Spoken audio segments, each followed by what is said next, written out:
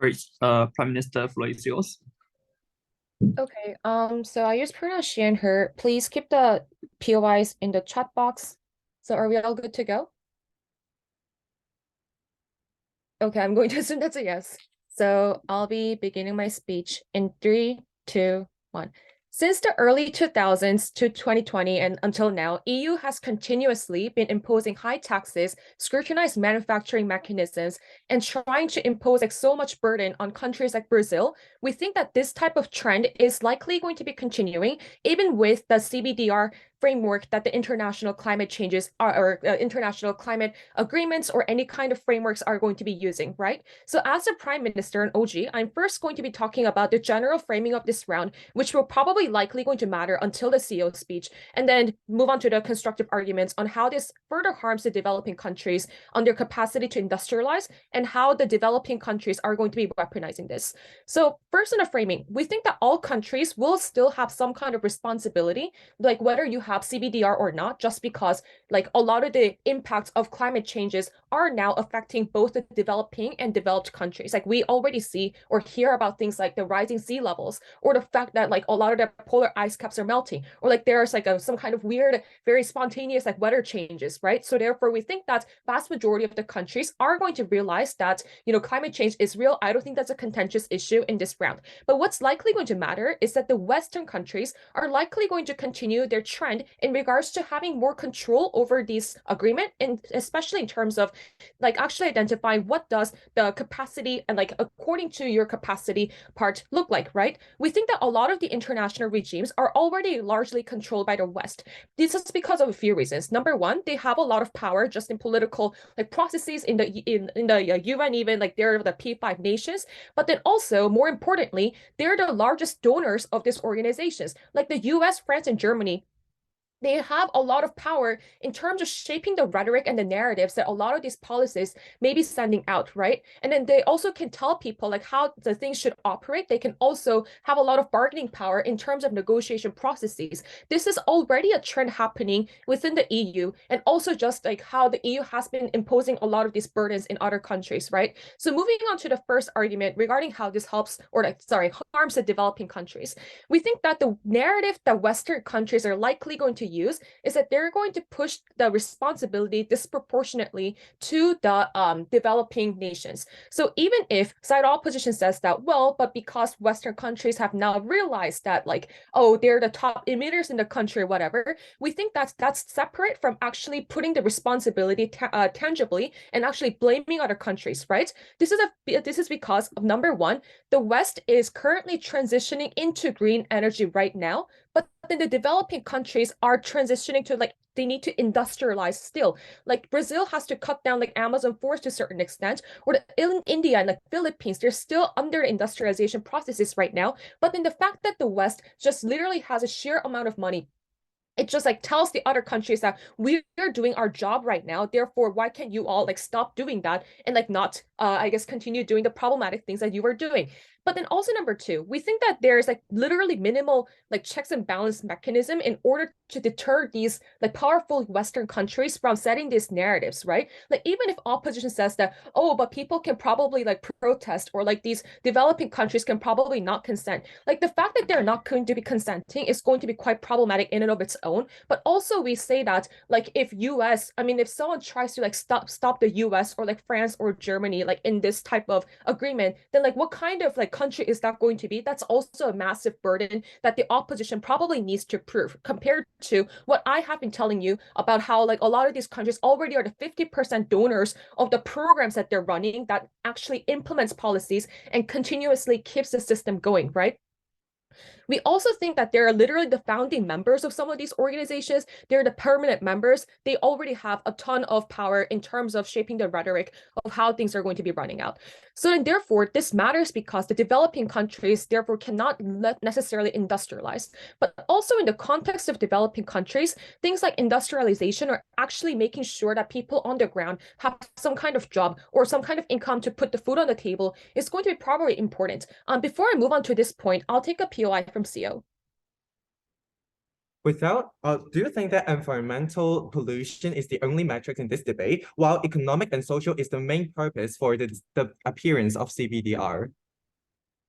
So I'm talking about how like the Western countries are rich and they have already been initiating these green tech processes. So then therefore they're likely going to point fingers at the other countries. They're going to be like, oh, like even if you don't have like a lot of money, because you guys can probably industrialize, like produce things in other ways, just like us, like it's not going to be working out. Okay, so about how like the developing countries will likely have to prioritize or make trade-offs, right? Because companies like Tesla, they have greener cars. They also have like strong IP laws, meaning that it's really expensive, like to literally implement them in developing countries, right? Like even if the West says like, oh, it's in the capacity, like we have done it, like even if opening opposition or Xiao wants to say that, why can't we just have the developing countries go fully green? We think that's not going to be the most salient solution because it's surely just like the sheer amount of money that you would have to put in for IP is going to be quite high, but also like you can't even get oil from Russia. You need some kind of like raw material in order to get that like processing, right? Like Russia's literally fighting a war right now. You don't even have like enough manufacturing bases in developing nations. Like a lot of the forefront innovation is already happening in the West. So what's likely going to happen is number one, like you're imposing like such high taxes on goods and services in the developing nation.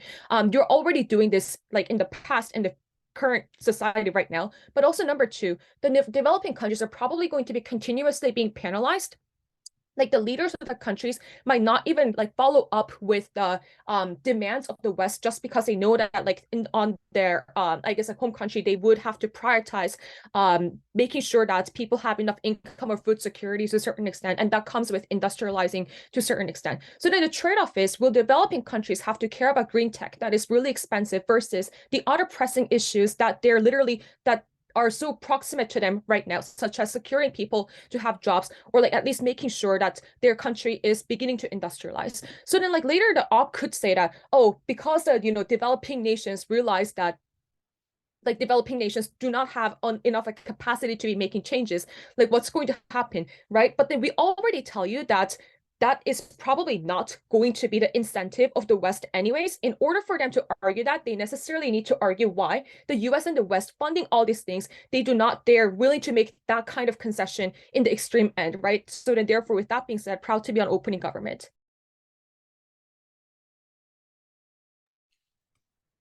Great. We thank the speaker for her remarks. Now we invite the leader of opposition, Kiki.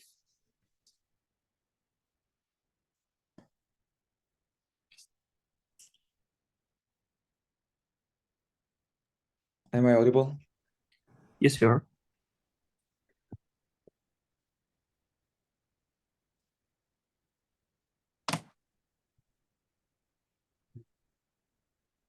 I'll begin my speech now. So the huge problem with the government side is that on their side, the Western countries are easier to utilize or exploit the developing countries to follow the threshold that they have set. So all the problems that they have mentioned for the opposition side is that like they will impose like higher taxes and these kind of developing countries will be penalized. But we believe that this kind of penalization or like harms on the developing countries that they portray to us happens only when these developing countries do not meet the threshold. And we believe that this kind of threshold on their side of the world, the developed countries will set this kind of threshold or determine like the requirement for the developing countries, and it is easier for like these kind of harms to happen on their side. So the reason is that on our side of on the comparative is that on their side of the world, the developed countries will determine the threshold, and it is like really harmful for the developing countries because they cannot cater the actual capacity of the developing countries. So this is because firstly, the developed countries want to stop the climate change as soon as possible. So they will set the threshold based on the like current situation, which is like where like the climate change is happening really fast. And also they want to avoid like some kind of huge losses or responsibilities because a lot of huge companies or big companies, multilateral companies are located within the developed nations. So through like lobbying politicians, this kind of regulations that the developed nations will impose on themselves will be lowered, and also they will impose like high threshold on the developing countries, and also they are not aware of the actual situation of the developing countries, simply because the politicians' main interest is on their own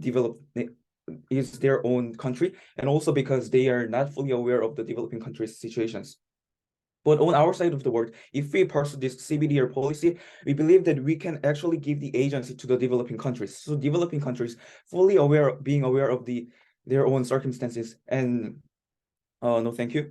And so these kind of developing nations will be fully aware of their own circumstances, and we actually give the agency to the developing countries to determine the degree of the responsibility and degree of the requirement or threshold that they can actually meet. So we believe that there are huge harms for the developing countries on their side. So firstly, all the problems that they've mentioned for our side, which is like penalization or like high taxes on the developing nations and developing nations not meeting the requirement and getting this will much more likely happen on their side of the world, simply because this kind of threshold is being set by the developed nations who are not fully aware of the capacity of the developing countries.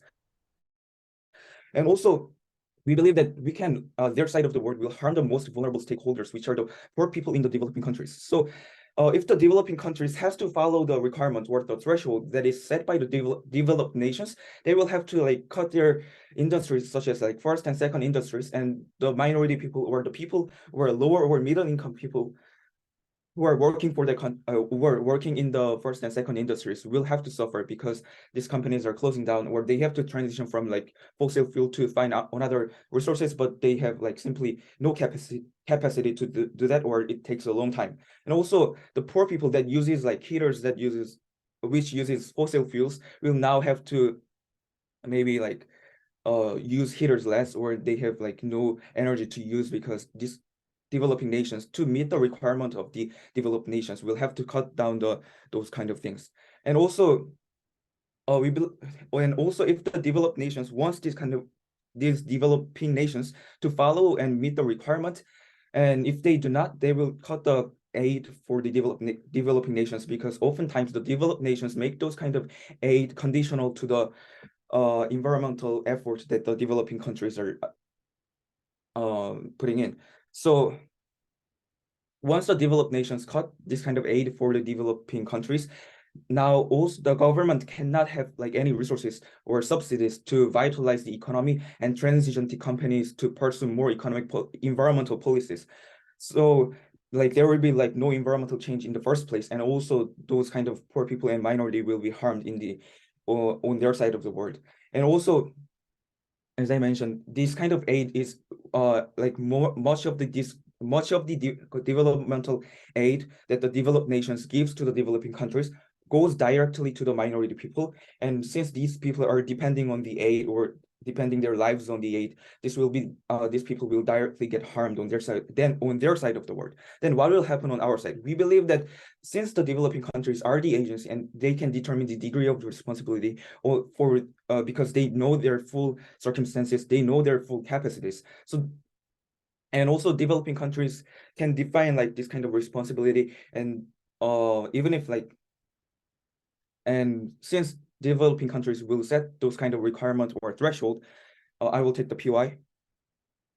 Yeah, so if you comply with the CBDR, which is controlled by the UNFC, which means you have to fall under Western regulations on your side of the house. So I'm just not too clear in terms of if developing countries want to set their own thresholds, they can do that on our side, but they don't follow the CBDR. I believe that Western regulation will happen on both sides of the world, but we are saying that those kind of Western regulations is actually will happen better on our side, because as I mentioned, the Western regulations will happen regardless of like the current situation or whatever, because the Western countries are pursuing to stop environmental problems and pollutions, and especially the developing countries being one of the major countries that uses like fossil fuels, they will impose like Western regulations on the developing countries. But we believe that in the short term, as I proved to you, we have like much more harm. And also in the long term, I will elaborate this right now. We believe that developing countries will have better situation in the long term, because firstly, like those kind of social movements that process for environmental change will happen better on our side, because now like people for people to believe in like environmental change or like going for the environment, they have to like see actual changes, or the things that they can do should be within their own capacity. However, if the Western countries set those like high regulations and threshold, we believe that the countries, developing countries, and people within the developing countries simply will have no incentive and motivation to actually go for the environmental change, and they will like fail to meet the Western regulations in the first place. And I believe my next speaker will further elaborate on this point. Thank you. All right, we thank our speaker for his remarks. Now we invite Deputy Prime Minister.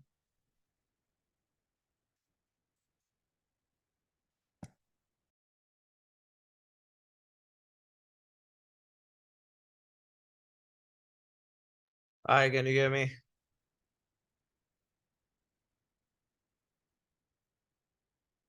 Mic check, can you hear me?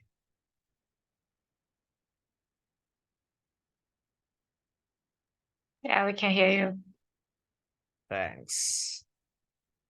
If you guys in the chat, I'll try taking one from CO. If I get choppy, you can put that in the chat as well. I'll have it open. Just 1 sec. It's really confusing.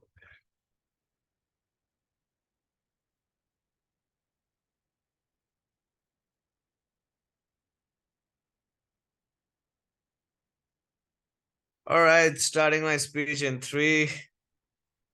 Okay, starting my speech in 3, 2, 1. I think opening opposition is just confused, because we explained to you on speech 1 in terms of who controls the CBDR and what the CBDR is about. So the common but differentiated responsibility is literally something that the United Nations Convention for Climate Change formulated and came up with. We explained to you categorically why. Under the UN, Western countries hold a disproportionate amount of power in the first place to begin with. I have no idea what opening opposition is trying to argue in terms of saying Western countries like putting impositions on developing countries is bad. Like that's exactly what we are arguing from opening government. So in those circumstances, I think CBDR would essentially lead to more amount of harm simply because of the fact that one, I think most of, as Harin explains in speech 1, most of the funding that comes into the UN or comes into the organs of the UN rather is largely funded by the United States or the Western countries. So which means that if you control huge amounts of treasury within these organizations, it's unlikely that these organizations, it's impossible for these organizations to go against you. That is why the UN never calls the United States out, no matter whatever United States does in terms of atrocities that it inflicts on the Middle East, or say for example in Afghanistan or even in Guantanamo Bay. You never had the United Nations call the US out on any of those human rights abuses accounts, and all of them were human rights abuses. The problem is that those organizations essentially that formulate the CBDR have an incredibly strong inclination towards the West, which means it's impossible for the CBDR to be accommodating towards developing countries in the first place to begin with.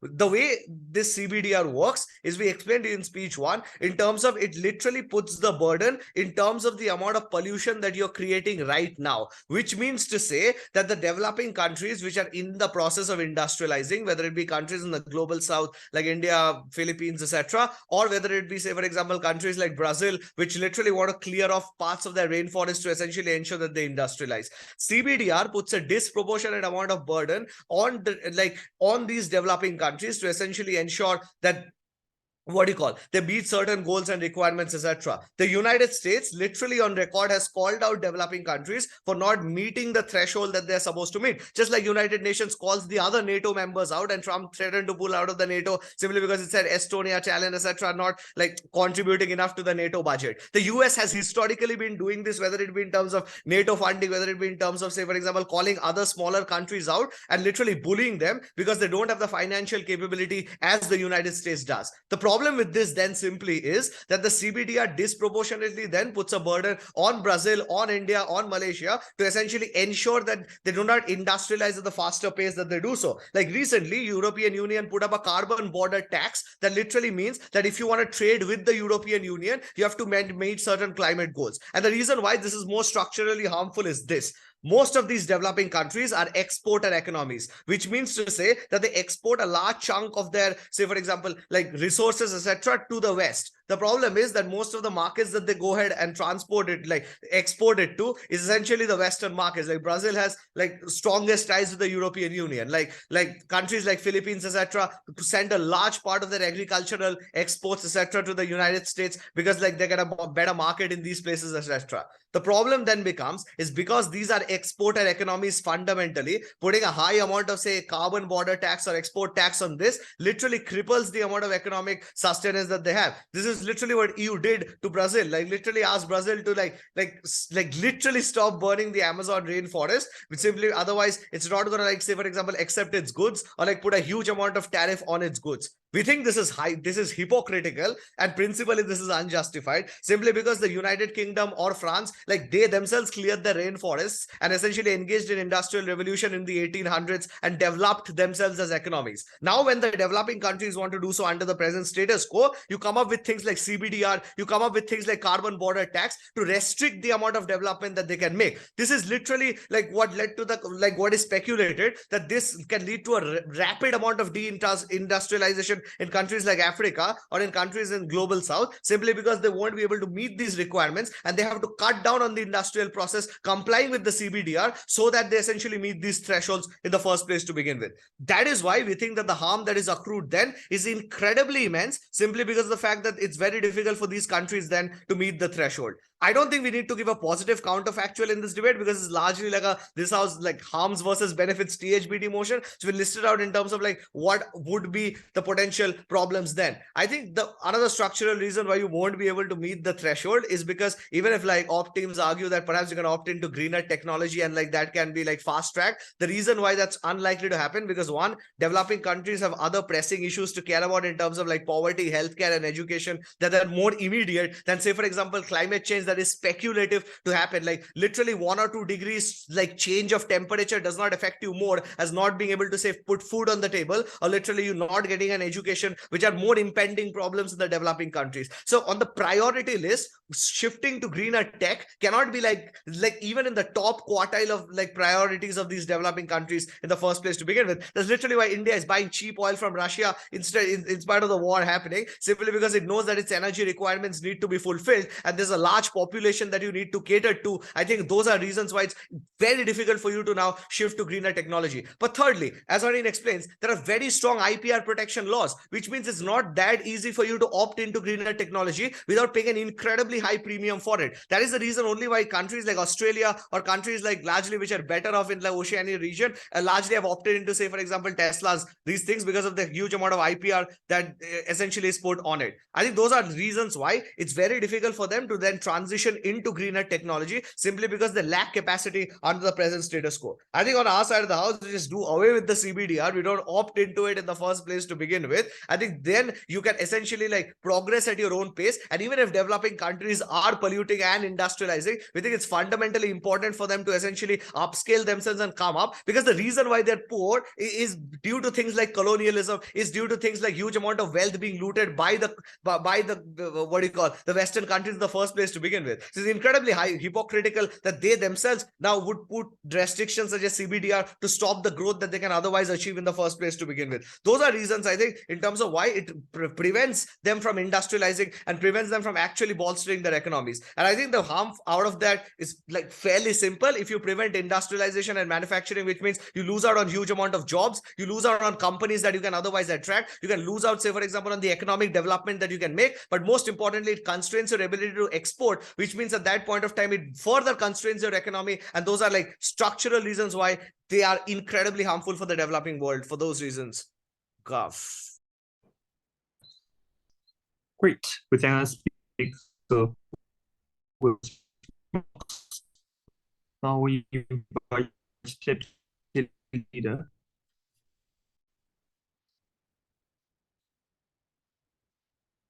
Hi, am I audible?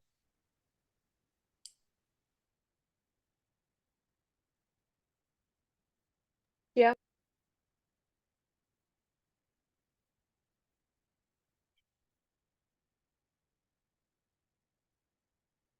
Yeah, I'm assuming that I am. So I would like to take POIs by chat. I would like to take one from closing government if they have one about 5 minute mark. Starting my speech in 3, 2, 1. Regardless of whether CBDR actually happens or not, we think the West already has a lot of incentive to obviously tackle climate change by forcing pressure on the developing countries. What changes on our side of the house is that we have more agency in terms of determining what is exactly the problems that we're facing, and also therefore is able to have a better cater policy toward developing country that allows them to better target climate change. Firstly, who determines the climate change threshold in the international climate regime on their side of the house, and why therefore it is more likely that in the international climate regime you're more likely to have a really high threshold compared to on our side. That's the reason is the same reason as to why, like what Harin tells you, when you have, for instance, you have more voting power within the international regime, or the fact that Western institutions have the capacity to set high thresholds when they have tremendous amount of investment in solar energy, they have a significant strides in green technology, or the fact that they are already in transition. And also, this is because you have like social consensus that climate change is an existential threat within the Western countries. This means that even if you do not have CBDR, you're already likely to be having some level of regulation and some level of, I guess, like some level of pressure in terms of developing countries, in terms of making sure that the climate change is something that we tackle at the end of the day. Why is this a problem then? Because on our side of the house, when you have CBDR, we think it is much more better in terms of you have agency in terms of determining how you actually want to solve the problem, but also in terms of explaining how you actually have the responsibility. And here's where we directly clash with OG saying that like people do not have agency in terms of determining how much responsibility you actually have. I have like 3 responses. Number one is that obviously there is if it's your own circumstance, you obviously the person that knows the best is obviously the person that is you, and that is defined by you. And the same way in which, for instance, in WTO, the person or the country determines whether they are developed or developing status, I think it is more likely that they are able to voice out that what exactly their own circumstance like. And considering that CBDR is about actually knowing your own circumstance, this means that you're likely to be getting far more media attention in terms of explaining what is likely to be the case on your side. But secondly, I also think that secondly, I think you can also, for instance, if Western countries just impose a standard for a particular country, like this is your responsibility and you should be fulfilling this responsibility, I think you're able to much more criticize and voice out, especially if you're within the international arena. Because if the comparative here is that all Western countries, regardless of this is done like in the international sphere or not, you're a lot likely to be pressuring developing countries on an individual level. We would rather pursue this in the international arena to which you have media spotlight to criticize the West for doing or imposing these types of responsibility. I would say that this is something that is good in terms of having more agency at the end of the day. When TPM tells you that like CBDR is held by the UN and therefore West holds significant amount of power in this, I just want to mitigate this because number one, I don't think the West or the Western institutions don't want to push this burden too hard because already like Western institutions as well as everyone wants to be solving climate change, which is the reason as to why you want this to be sustainable. This means that probably you don't like all of the impacts and the harmful impacts that DPM talks about isn't likely to manifest simply because the Western institutions also believe that in order for CBDR to be successful, it is more likely to be successful. It needs to be sustainable, and that is the reason is that you don't want to push burden to that much extent.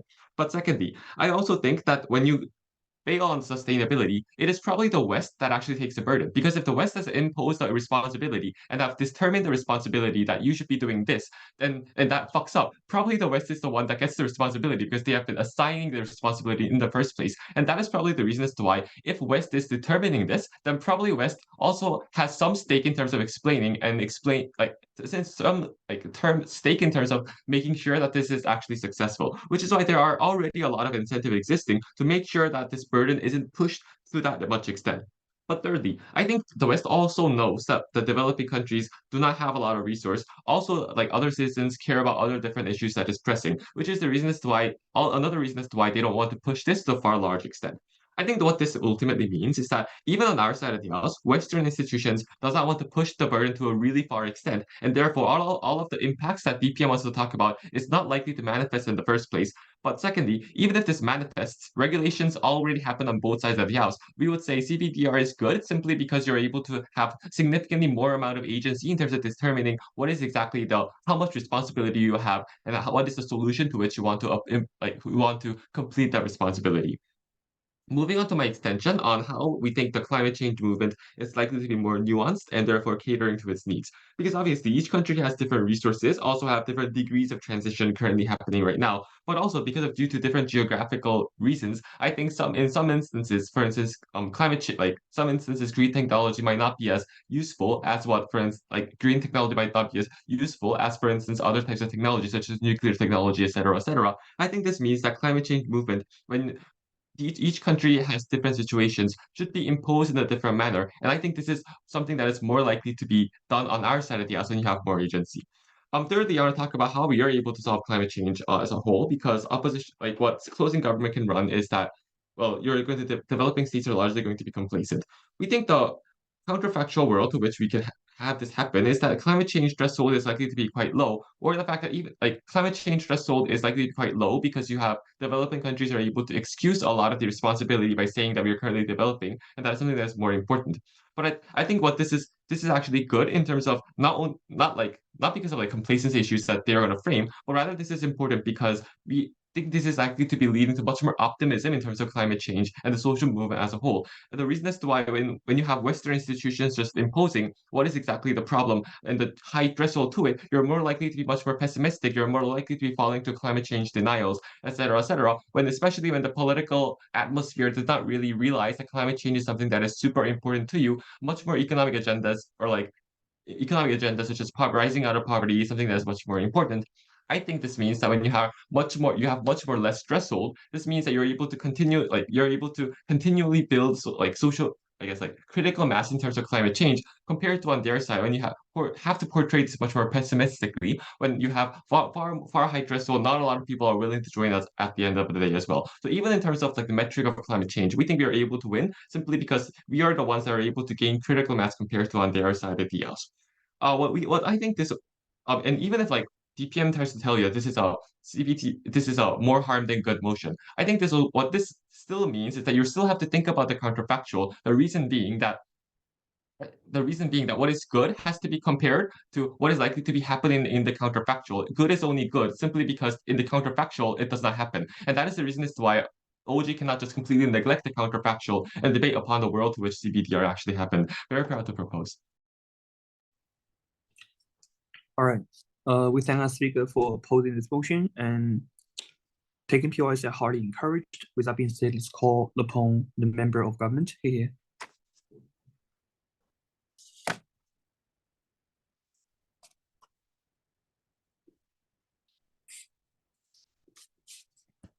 Hello, am I audible? Yes, sure. All right. Hi everyone, my name is Loys. POIs through voice, I'll probably take you around 4 or 5. Yeah, timer.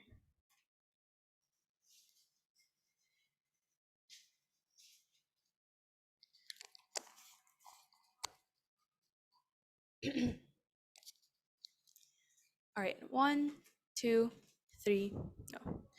O simply cannot say that, oh, even though we have the CBDR, only the West and the developed countries really do something that is impactful because smaller countries have smaller responsibility. Because number one, if the impact of smaller countries are so minute, then we question, why do we have to put this responsibility to begin with if it doesn't really have any impact at all? What is the likelihood that we're actually going to protect these smaller countries if it is that minute? But on the other hand, if the impact of these smaller countries is indeed large, they never proved how likely it is to be effective given the lack of resources. But secondly, they also never proved any trends as to how a small country or a developing country has effectively created policies on their own. But I'm going to talk about 2 things. Number one, how the CBDR places an unfair burden on developing countries, a responsibility that they don't have to begin with. But secondly, how it has been ineffective and will always continue to be ineffective. All rebuttals will be integrated. How exactly does CBDR manifest today? This provides the mechanism that lacks in OG's claim.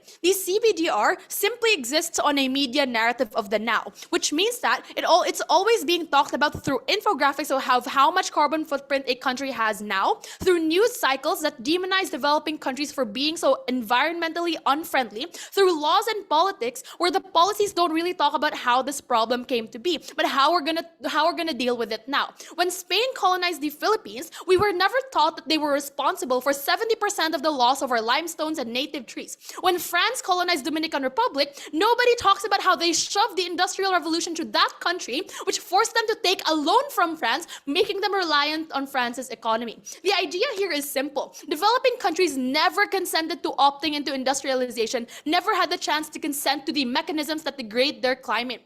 The historical analysis then on the changes in what economies relied on for sustainability. Most developing countries were rich in resources and minerals. Most fossil fuels and gems came from South Africa, came from smaller countries in the Middle East and from developing countries in Southeast Asia. These countries had an agricultural lifestyle where fisheries and farms were the main industry. People knew not to fish too much so fishes would repopulate. They were knowledgeable on the farming techniques and irrigation systems that would deter droughts and floods. This was a self-sustaining method for these developing countries until the colonizers came into play. Japan, the United States, colonized so many of these developing countries to the point that for them to be in the loop of the world trade, they had no other option but to succumb to the colonizers' way. It was not an agentic decision, but a coerced one due to the power asymmetry that existed after World War II. To the point that they were coerced into loaning from the World Bank to keep up with the industrialization, they were also coerced to adopt non-environmentally friendly means of getting things done faster later.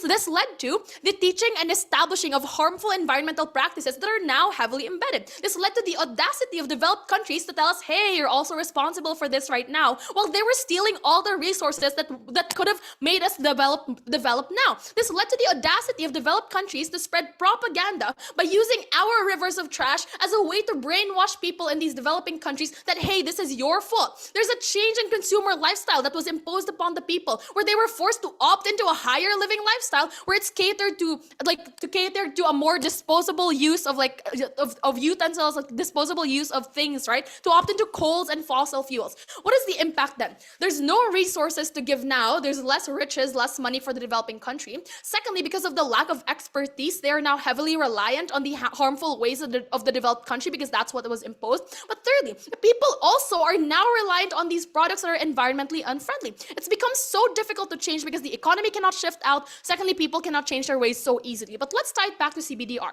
Because of this coerced shift and heavy reliance now, the developing countries have a larger carbon footprint than they want it to be. And the problem and the tipping point that OO asked about is that developing countries now have a trajectory the trajectory of the greener society for a developing country is much more difficult to attain because of the inaccessibility for the people, because of the stolen resources. While developed countries, on the other hand, have the capability to change to tech-based industries because they lifted themselves up using our resources. So the tipping point, therefore, is the shift where the developing countries are the ones who's going to be left behind in the future. They're going to be the ones who are going to be much more responsible in the future because they cannot adapt to the tech.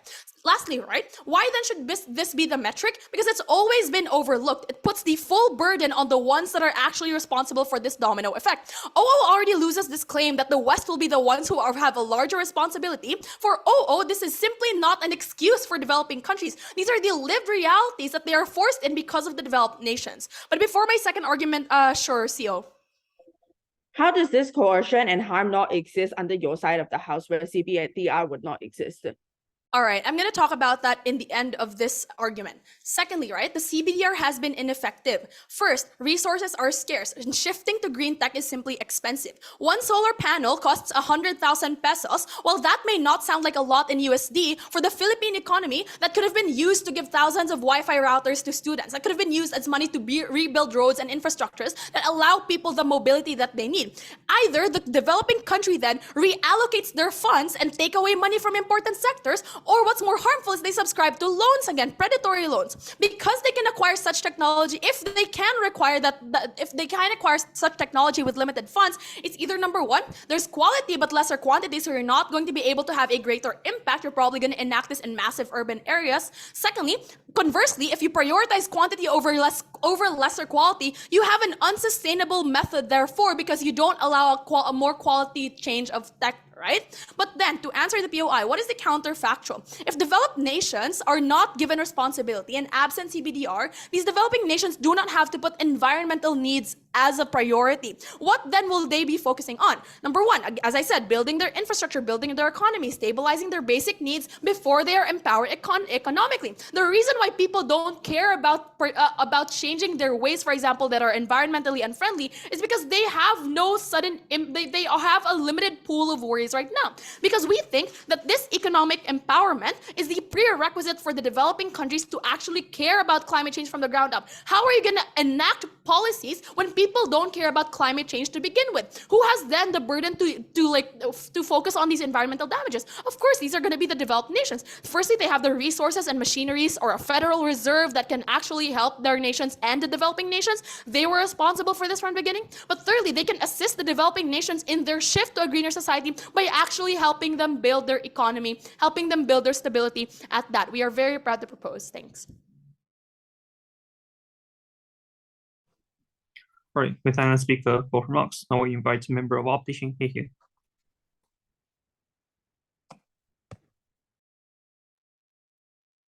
Hello, am I visible and audible?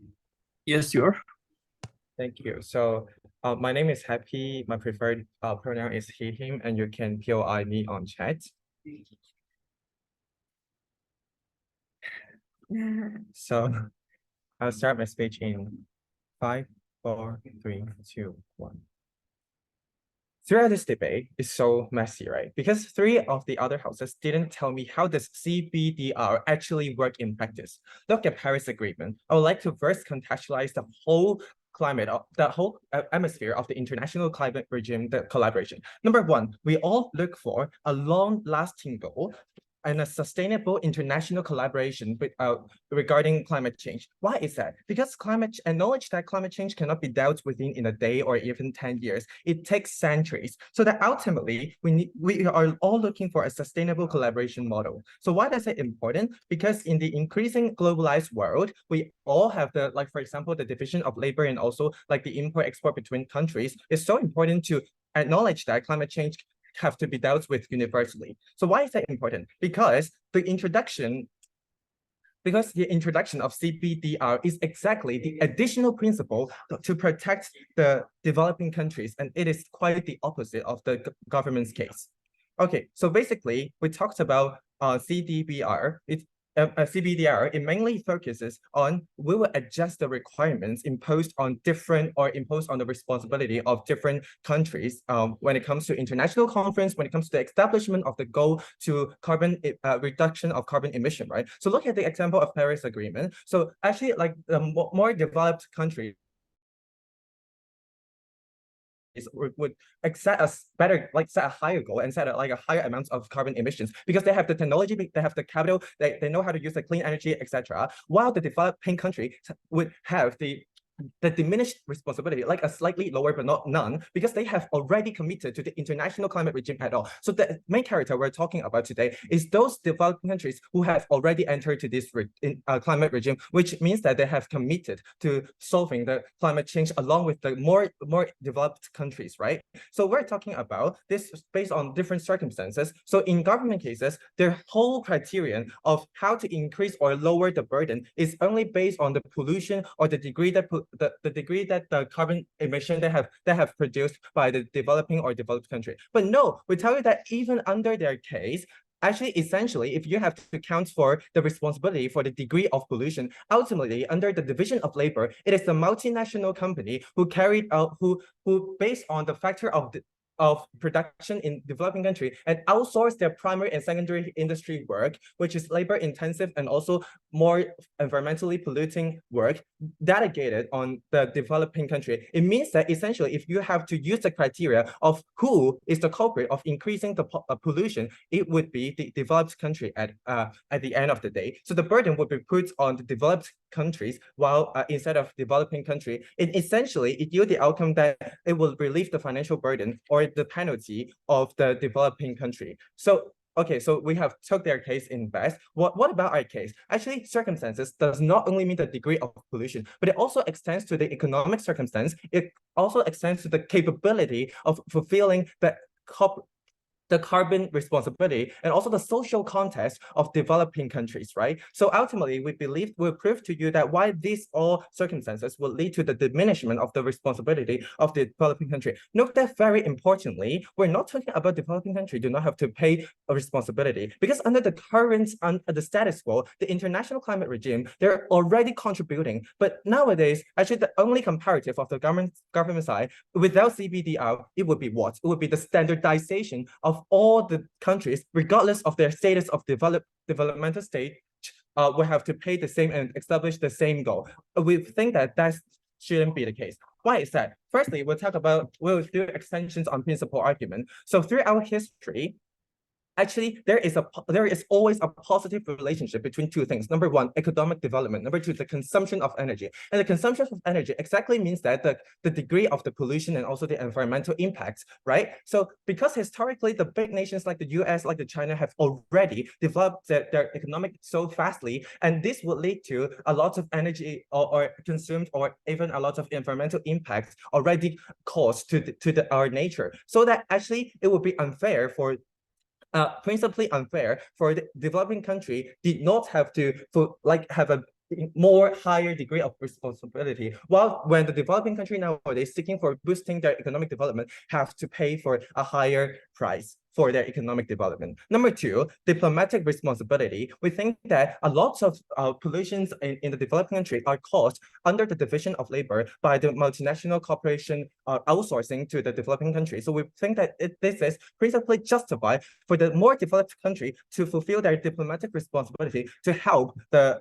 developing country in terms of technology regarding climate change, or even help them to transform the economic model. And number three, the third principle is that under this unfair economic model, I will characterize it. For example, they would choose the factor of production which is cheaper. For example, manpower and rent is more cheaper in the developing countries, so that they are often the victims. And finally, we think that there is some states who are more vulnerable environmentally. For example, usually they are all developing countries. For example, they have to do the primary work, primary and secondary industry, and they should be alleviated of the responsibility under the CBDR, which is the last resort for the equal protection under today's international climate protection. So I'll move on to the actual impacts to developing country. So without actually, civil education will be conducted anyways, because they have already entered into the international climate regime. So it will crack the whole government case. And number two, without the CBDR, what would happen? The developing country would need to establish a more aggressive goal and also pay more reparation if they fail to meet the goal. And once established all the goals, they have to execute, right? So what would it incentivize, disincentivize the developing country because of the unrealistic goal? They have to standardize with the West as well. So for example, citizens are not that liberalized, or they're not that aware of the climate change. And for businesses, they do not feel the urgency to do the environment. And also the policy would be forced to be consistent with the West, which means that if you do not do it in a consistent way, so that it leads to the fact that it will form a vicious cycle, because more reparation would be needed from the developing country. So why good? Number one, under CBDR, it would be a realistic goal according to their development stage. And number two, it will relieve their financial burden. And number three, they will ultimately become a key player in the climate sustainable collaboration internationally, and they will sustainably contribute to climate change. I'm very proud to oppose. Thank you. Right. We thank our speaker for his remarks. Now we invite the whip of government in here.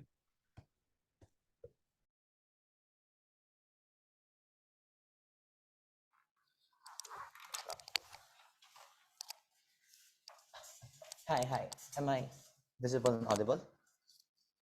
Yep. Okay, thank you. Starting my speech, up your eyes, your voice. Starting my speech in 3, 2, 1. there are things that work different in theory, and there are things that work different in practice. And this is how CBDR has actually, this is how we explain that CBDR doesn't actually work the way these people intended to. Because coming from closing opposition, they said that CBDR, like how it should work theoretically, is that it's meant to protect these developed nations. But then we tell you on opposition side, that's not exactly the case. Wherein the CBDR works in practice to blame or put the burden on those who did the most environmental damage at the end of the day. This means these are people who appear in social media or maybe in TV per se to be the ones doing the most damage, i.e. Philippines, who has lots of trash in the Pasig River, or maybe Southeast Asian nations who's polluting much of the Pacific Ocean. And that's how it exactly happens. And this is the likely characterization, because we can't just like blame it on like history that suddenly we have these facts from history that these things that the US did this certain type of damage. We tell you that it's not tangible, where it's just mostly hearsay, it's mostly stories. When here when it's the most likely way CBDR is like to work, because there's tangible data that we can see right now that the Philippines, based on this pie chart, has put a lot of trash in the ocean. Hence, we should blame the Philippines. They should change their policies because that's how exactly they're damaging these things. And we can't necessarily pull up data from the past, environmental data from the past, because that's not the very main thing that they do care at the end of the day. But then they also gave to us the ideas like these developed nations are going to be suddenly helping these other nations on the ground, given these theoretical practice. But then do note, opposition is entirely irrelevant in this debate because they lack the mechanisms, they lack the likelihoods on how these developed nations actually help these people in the long run. When we do know that these developed nations are just using it for exploitation or for exploiting these nations, i.e. like using their green tech, selling these green tech towards these nations, even if they don't know that these green tech would actually be used for that sustainable purpose in the long run. But then the very idea is, how do these developed nations would help these people around? I tell you, that's going to be unlikely on their side of the house, because we do know states only care about the environment because it hurts their people. So how does our counterfactual basically solve this then? When coming from Loys, the analysis from Loys is that the developing nations, giving the historical analysis why it's not exactly their fault that there's damages on their side of the house, it's that we remove the very burden on these developing nations. And our counterfactual puts the full burden on these developed nations to give reparation towards their historical environmental atrocities. So in this case, they aren't just beholden to their people in their states. It's not just a problem of environment hurting the people in their states, but it's also a problem of historical reparation on how they're going to fix the problems that they did before. We can see this like in like former colonial masters giving like subsidies or like political aid towards the states that they once ravaged or that they once colonized. Which means on our side of the house, it's actually far more likely for these developed nations to help these things, because there's a lot of call out coming from these developing nations that it is your fault, and maybe there might be policies that actually put it there that they have to do these things because it's a form of reparation, historical reparation, as we can see in like the UN like forms of laws of UN. But additionally, how do we then better these developing nations? When these developing nations can actually focus on their economies. When they do focus on their economies, they gain enough money, and when they gain enough money, they can use this money to solve these environmental issues in the long run. But even if they are like very big can cause like the industrialized more so, we tell that these can be solved immediately, are slowly mitigated when they do have these money. We can see this in like multiple states like China right now, who's slowly solving their issues on environment by cracking down on these companies and slowly reducing their carbon footprint, reducing the environmental or maybe the health problems caused by the environment towards their people. But then we have to look, how does responsibility then look for opposition side? When we have to say that no one really wants the biggest burden of solving like climate change per se, because solving climate change requires money, and this money can be used to strengthen militaries, better your economy, or like become the biggest superpower in the world in order to combat other superpowers, i.e. US would want to better its military more in order to combat China and Russia and improve their superiority in the long run. And when you have the biggest burden, you have to pull a lot of money towards these things. Hence, what they try to do is they try to push the burden around, i.e. in this case, they try to push the burden towards these developing nations, i.e. how, like through like media narratives, like using environmental videos showing that these are the people who has done the most environmental damage and paint them as the one who does the most damage, at the end of the day. So in this case, when the developing nations try to push their burden, they do the bare minimum and they just use the narrative to show that these countries are bad and we don't have to do much at the end of the day.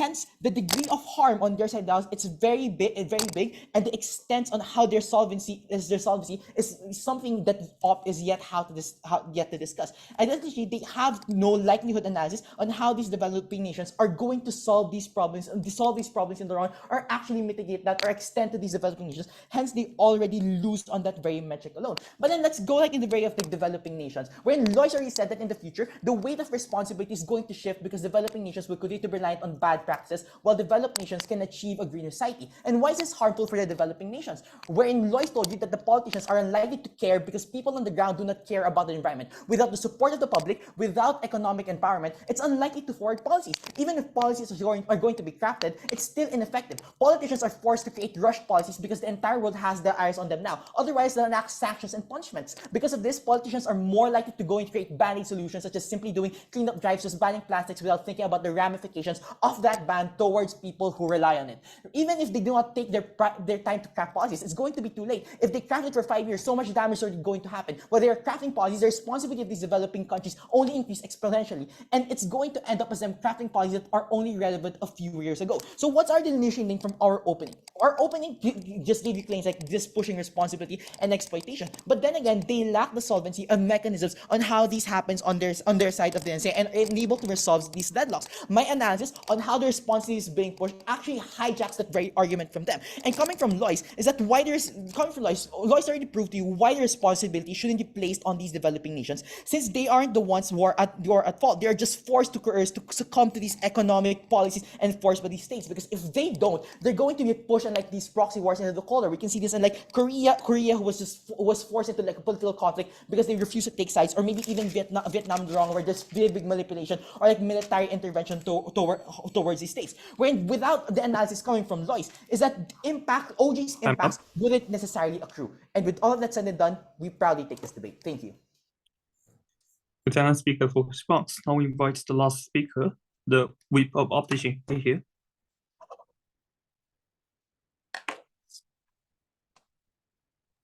Hello, am I audible and visible? Yes. All right, just give me 1 minute. I'm going to tidy up my notes, then I'll start.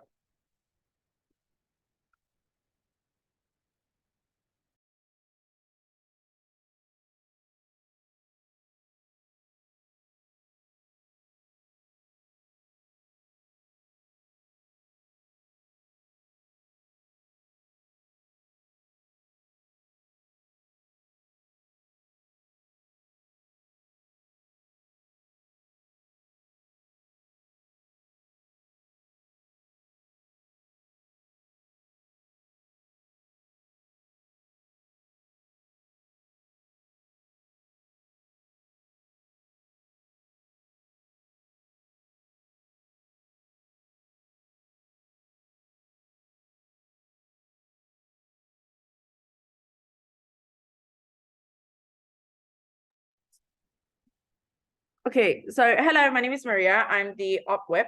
POI strictly verbally. I would prefer to take one from OG for the sake of engagement after the 4th minute mark. But if OG does not have one, I'm going to take one from CG at 5:30. If I have time. Oh, and I'm also sorry if there's any background noise. We're at a public place right now.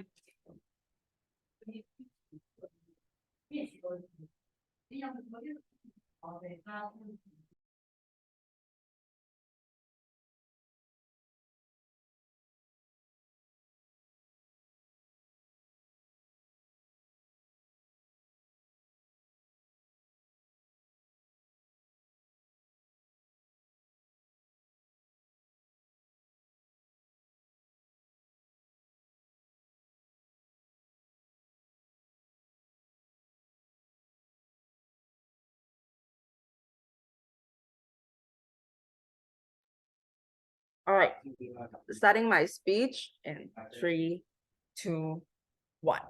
Panel recognized that the entire government today has failed to answer one main problem under their side of the house, one biggest burden, and that is the fact that how exactly are these developed countries not going to abuse these developing countries, not going to monopolize and also like take over and like be the biggest like has to have the biggest bargaining power in these international climate conferences under their side of the house had CBD not existed, right? So we tell you under like CO, there are several things I'm going to do. Firstly, house by house, I'm going to take each house out of this debate. Lastly, I'm going to wrap up our case and impact why CO wins today's debate.